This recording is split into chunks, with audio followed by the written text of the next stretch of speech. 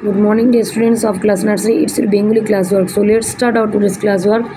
আজকে আমরা বাংলাতে শব্দ লিখব, সেটা হচ্ছে খবর। খ ব বসল খবর, ঠিক আছে? সো ইউ রাইট টু, তোমরাও লিখো, আমিও লিখছি এখানে। প্রথমে লিখবে খ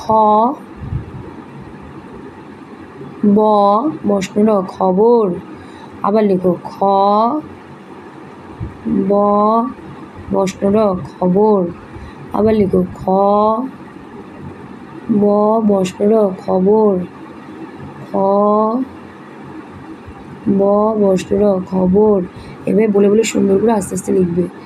খ ব বসল খবর, খ ব বসল খবর। এভাবে হচ্ছে খবর লিখবে, খ ব বসল খবর, ঠিক আছে? So practice this in your homework. So thank you.